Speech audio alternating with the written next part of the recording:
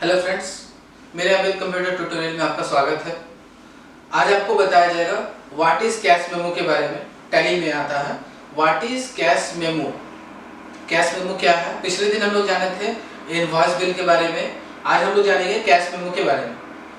सबसे पहले बताने से पहले एक चीज बता देते हैं। क्या बता देते हैं?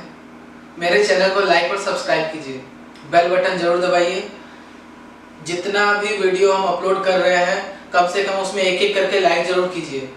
समझ में आ रहा तो, नहीं समझ में आ रहा तो कमेंट बॉक्स में लिखिए कि नहीं समझ में आ रहा, तो फिर से समझाएंगे। चलिए स्टार्ट करते हैं। What is cash memo? Cash memo होता क्या है? कैश मेमो एक चीज हमेशा ध्यान में रखना है, जैसे इनवॉइस बिल जो था वो जब हम उधारी में कोई सामान लेते थे तब वो बिल मिलता था, और ये कैश मेमो जो होता है या कैश बिल भी इसको बोल सकते हैं, ये जब हम कैश में कोई सामान को डील कर रहे हैं, कोई सामान हम कैश में खरीद लिए हैं, वो उस समय कैश मेमो को या कैश बिल दिया जाता है। अब आते हैं, जैसे इसमें देखिए दिया हुआ है when A trader good for cash he given A cash memo.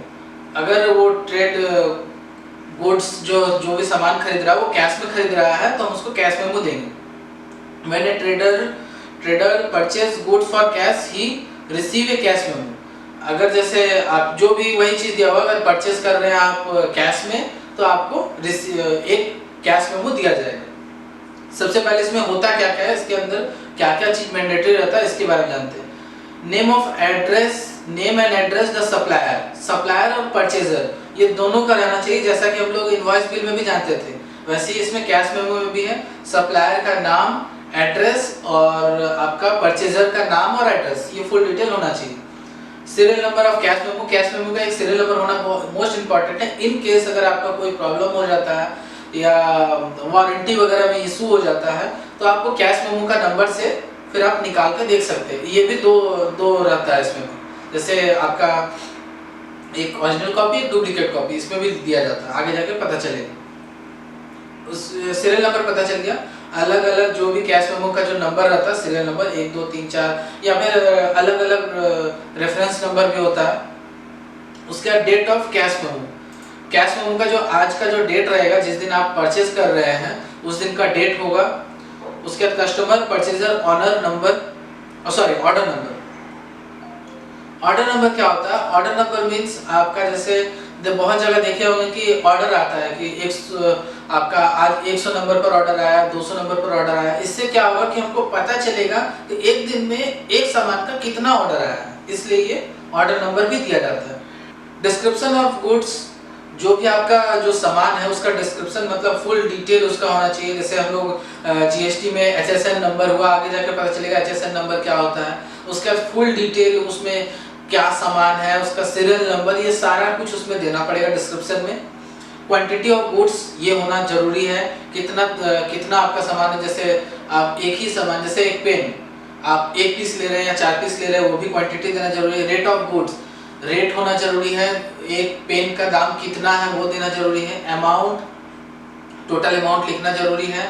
उसके बाद डिस्काउंट, ट्रेड डिस्काउंट और cash discount to be so separately. अगर आप ट्रेड डिस्काउंट दे रहे हैं या कैश डिस्काउंट दे रहे हैं तो नीचे में आपको डिस्काउंट करके एंट्री मार देना है कि हाँ आपका 10%, इतना का 10% ये डिस्काउंट हुआ, ये चीज लिखना ही पड़ेगा। उसके बाद सेल्स टैक्स नंबर या supplier case of the sales of goods, sales tax number देना पड़ेगा आपको। सर्विस टैक्स नंबर देना पड़ेगा, सप्लायर जो भी आप सप्लायर का यूज कर रहे हैं। Total amount of cash memo must be written in word and figure.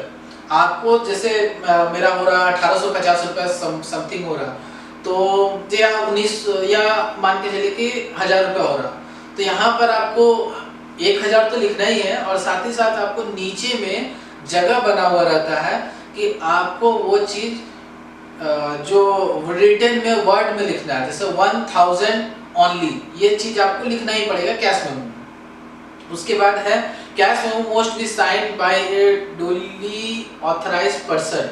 Authorised person कौन होता है? ऑथराइज्ड पर्सन बहुत से लोग हो सकते हैं, जैसे हम सेलर हैं तो हम ऑथराइज्ड पर्सन हो गए, या मेरे फादर हुए जो उस जगह उस दुकान शॉप पर बैठते हैं और जो भी डील वगैरह को करते हैं वो ऑथराइज्ड पर्सन हो गए। सिग्नेचर, और यहाँ पर तो आपको स्टाम्प भी मारना जरूरी हो गया है। उसके बाद the area of judicial most be defined in cash memo.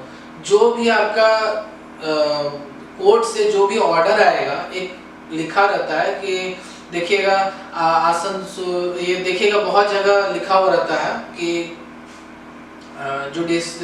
Judicial आपका, ये जस्ट आप लोग जब देखिएगा ना तो पता चलेगा। ये देखिए टर्म्स एंड कंडीशन भी दिया हुआ है, यहाँ पर टोटल दिया हुआ है, क्वांटिटी दिया हुआ है, डिस्क्रिप्शन दिया हुआ है, रेट है, अमाउंट है, डेट है, एड्रेस है, यहाँ कंपनी का नेम है, कैश मेमो लिखा हुआ है, यहाँ नंबर है। ये सारा कुछ एंट्री करना पड़ता है कैश मेमो के लिए।